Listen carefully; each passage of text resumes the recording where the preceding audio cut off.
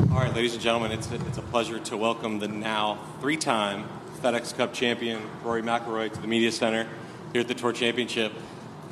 Rory, it's been a memorable day at East Lake Golf Club, to say the least. Just some of your opening comments on this day. Yeah, I got back out here today to finish my third round. I had 2 holes left and finished those the exact way I wanted to, with 2 birdies, and thought I'd be, maybe 3-4 going into the final day, and then he reels off 4 birdies in the last 6 holes, and I'm 6 behind. So honestly, I wasn't really giving myself much of a chance teeing off in the 4th round. I thought, silver lining was I was playing in the last group, so I could at least keep an eye on what he was doing if things didn't quite work out for him. And, thankfully I was in that last group because, I was able to put some pressure on him early on. And then, that coupled with him not having his best stuff today, it was actually I felt like going into the back 9, not that it was mine to lose, but I had all the momentum, and going out today, I was like, if I can get it within 3 going into the back 9, I thought that would be, a really good front 9 holes, and I think we were tied for the lead on the 10th tee. So incredible day, incredible week. 4 over through 2 holes, 10 shots out of the lead at that point to claw my way back and end up winning the tournament. Incredible. Just a real, really proud of my resilience and how I sort of handled that start, and just sort of stuck my head down and kept going all week and took advantage of the opportunity that I was given today. All right, we will go right into questions. If you could just raise your hand, we'll get a microphone over to you. Go to Cam over here first. Yep. Rory, could you speak a little bit about the comment about Tom Kim overcoming his quad start? And also, wasn't resilience sort of the story of your season with the 4 top 10s in the majors and no wins? I mean, wasn't this sort of a fitting way to win? I thought so. I have to give Tom Kim a little bit of credit because, he started with a quad at Greensboro and ended up winning a few weeks ago. And, for whatever reason, that just sort of popped into my mind on Thursday. Look, I've said all along this year, this season felt very, very similar to 2019. I played great golf. I had some good wins, but, didn't pick off a major. But I felt like, Harry said it to me on the 18th green today. He goes, all the good golf you played this year, you deserve this. So, look, it's really cool to do something in golf that no one's ever done before. Obviously, the history of the FedEx Cup isn't as long as the history of some other tournaments, but, to be walking out of here 3 times a champion, it's very, very satisfying and something that I'm incredibly proud of. All right, let's go right here to Rex. Rory, and I know you don't want to compare the 3 of them. They all mean something different. But given what this year has been like, just for you, not only competitively but off the golf course, does it hold any special meaning being able to do it here? I think so. Look, it's been a tumultuous time for the world of men's professional golf in particular, and I've been right in the middle of it. I've picked a great time to go on the PGA Tour board. But yeah, I've been in the thick of things, and I guess every chance I get, I'm trying to defend what I feel is the best place to play elite professional golf in the world, and it's in some ways fitting that I was able to get this done today to sort of round off a year that has been very, very challenging and different, but they're all sort of different. It's been nice. Back in 2019, I took down the #1 player in the world in Brooks Koepka. This year, I took down the #1 player in the world, Scottie Scheffler. So I know that my best stuff is good enough to win any tournament against anybody on any golf course. So that's something I can take away from today. Okay, just going right here to Doug. And two things, Rory, and to kind of stay on that theme, and I know you've been asked this a ton, but is there any way that you could talk about if it's been some kind of a burden, even though it's coming out willingly? I mean, you get asked about it a lot. You're a 4-time major champion, a former world #1, and people are looking at you as the guy who's the kind of the loudest voice. Does that wear on you after a while?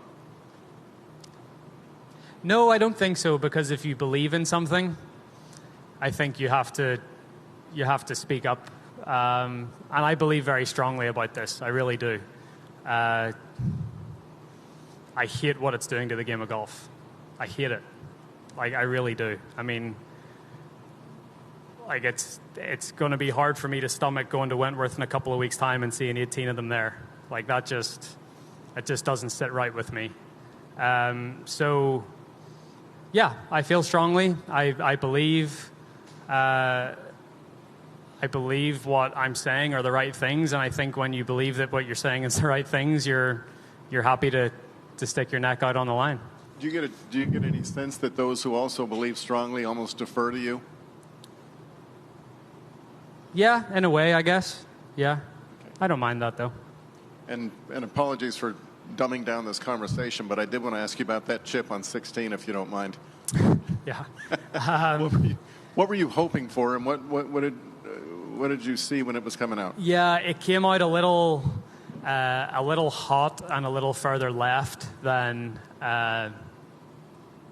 I wanted it to. It actually, with whatever way the green was, it was obviously very lucky to hit the pin, but I thought I was certain that it was going to miss the hole on the left-hand side, but it just sort of, the green held it and it hit the pin, and obviously it ended up being closer than it would have. And but I took advantage of that little break with a good putt to make par there, and that was the first time in the whole tournament that I had I had the outright lead. Nice. On the 70th hole, it's a nice time to take the lead of a golf tournament. So, yeah, or the 52nd hole if you play somewhere else. Yeah, so all good. Right here to Ryan. Rory, Scottie said that a lot of the emotion afterward was not because of the amount of money at stake, but because of the prestige and just because of the title. Having now won this 3 times, can you relate to that sentiment at all? Yeah, 100%. I mean, I think Scottie Scheffler is going to win the Player of the Year. There's no doubt about that, right? So, it would have been fitting for him to end his breakout season with a FedEx Cup title. I think he deserves this maybe more than I deserve it. He played an unbelievable season. He didn't have his best stuff today, and I played well and took advantage of that. But Scottie will have plenty more chances to win FedEx Cups. So, hell of a player, hell of a competitor, even better person. Love his family. It's hard. You don't really know what to say on the 18th green because he's had such a great year, and but he'll be back, and he's a great player. And I told him this certainly isn't the last time that we're going to have these battles on the golf course.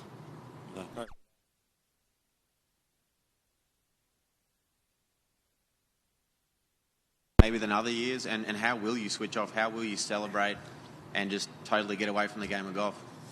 Yeah, I have a whopping 1 week off coming up, and then I go to Europe for 3 out of 4 weeks, playing quite a bit over there. So, but maybe that's a little less intense than what we've just been through the last 3 weeks in the playoffs here. But I've got a little bit of downtime, sort of November, December, and I'm looking forward to that. But again, I think when you win and when you do things, it energizes you more than anything else. It makes you want to do it more, So, look, it's been a long few weeks, and I'm looking forward to, just chilling for a few days. But it gets you excited to get out there and play again because you're playing well, and you want to have this feeling more often. Do you think that golf is a little more stable next year, and that you can maybe get back to just focusing on tournaments? Yeah. That would be lovely, and I think it probably will. I think after today, I'm not sure what I've been out on the golf course, and I don't really know what's been going on. But I think as well. Like I just need to, as much as I'm a willing participant in all of this, I sometimes do need to remove myself for the sake of my golf game, and I tried to do that. We had a board call on Tuesday morning here, and then had all the announcements up here on Wednesday. And then once that was over and done with, I was like, I just need to focus on playing good golf this week. So it's just trying to find that balance, and I was able to find it this week. Okay, Frank.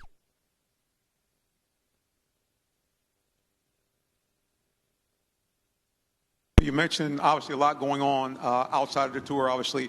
And then coming into this final round, being down 7 strokes, what do you use to focus, to lock in, to make the kind of run that you did today? Yeah. Again, as I said at the start, I didn't really give myself much of a chance going out in the final round there. My focus was to try to get within 3 of Scottie going into the back 9. That sort of happened pretty quickly. And then, I had a terrible shot into the first hole and made bogey, but didn't lose any ground because, Scottie 3-putted that first. So, it was sort of a slow start for both of us, but then I sort of kicked it into gear and made some nice birdies after that. And, as I said, I think, once I got to the back 9 and we were tied, then it's a different mindset. You have to reframe. You have to think about things a little differently. And I played a good back 9. I didn't play a great back 9, but I held a couple of really crucial putts at the right time, especially that long one across the 15th green, and then getting that little stroke of luck on 16. And those are the sort of things that you need to happen to win golf tournaments, especially when you're starting the day 6 shots back. Okay, Bob. Rory, how did you avoid or did you have any kind of a hangover after the Open, and how do you pick yourself back up from that really in pretty short time, to try to have to focus on this again after that? So I took 2 weeks off from golf. After that, we went down to myself, Erica, and Poppy. We went down to London for 2 weeks. Spent 2 weeks in London after the Open, or around the London area, and I just sort of got away from it. There's nothing really you can do. I mean, you find yourself sitting there and thinking about it or thinking back on things. But I guess at that point, I started to get pretty involved with some of the plans that like Tiger and I were coming up with. So I was able to jump into something else that sort of took my mind off it as well. It was nice to have the family time, but it was also nice to stay busy and keep my mind active with other things as well. Okay, Steve, go ahead. Over on the left. Yeah, Roy, a couple quick questions. First, I think Scottie said the two of you had lunch together before going out. What do you discuss before you go out and play for $18 million? We talked about the restaurants in Dubai. We were talking, Colin Morikawa and I were talking sort of about our schedules going forward, and Scottie sat down and we were just talking about Dubai at the end of the year and sort of just trying to describe the place to Scottie in a way. Trying to think what else we talked about. I don't know. I mean, anything but the golf and the money and we were just sitting there having a conversation, and we've seen a lot of each other this week. I mean, the physios we use are set up in the same room in the clubhouse, so we see each other in getting treatment and all sorts of stuff. But yeah, no, I mean, that's one of the cool things about the game. You can sit down with a competitor before you go out to play and have a bite to eat and have a chat, and it's it's fine. It's actually it's quite refreshing. And if you stop to think about the 2 Sundays you've had in Georgia this year, and whether you flipped the score, top of the scoreboard, how would you contrast the experiences? And I think similarly happy leaving both venues. I obviously didn't get the win at Augusta, but I played a great final round, and as I said, it was one of the only Sunday evenings, driving back from Augusta National where I've had a smile on my face. So, I've driven away from East Lake quite a few times with a smile on my face. So,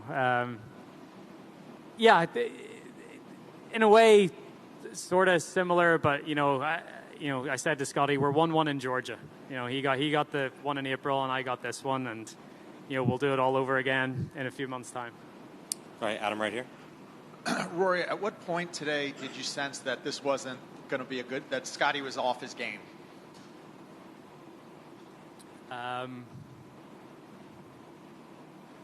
Probably the 3-putt on 1.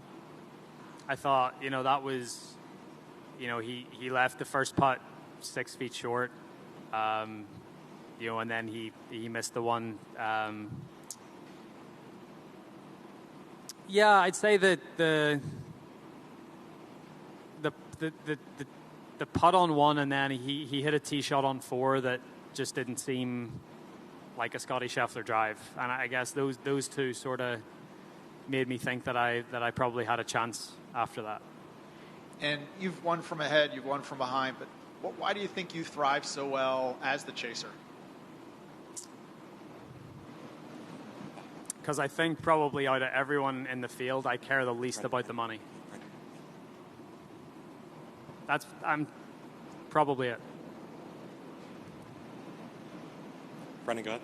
Yep. Rory, you go back a few days ago, you're up here and you're part of a big presentation and you're being asked all these outside questions that have nothing to do about your game, and then you play and you go into today and it's, you said you don't feel like you have a chance, and then a few hours later you're on 18 green.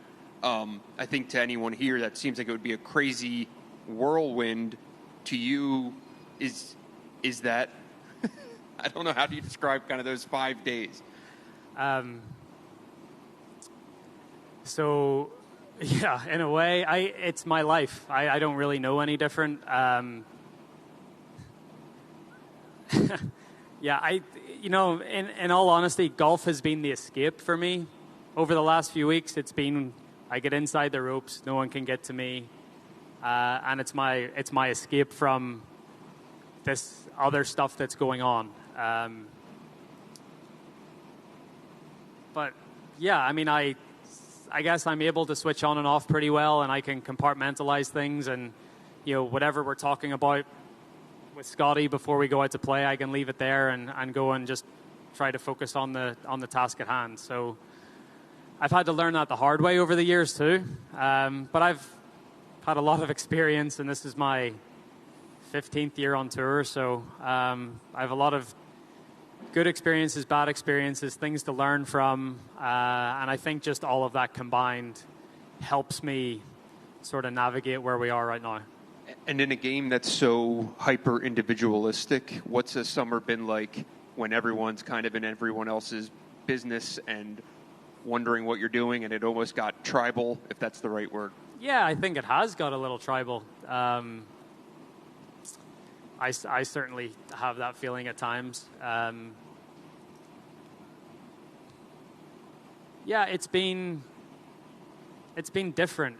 But in a way, there's been a great thing that's happened, and that's that the 20 whatever of us that met in that room in Delaware all committed, most of us, maybe 22 out of the 23.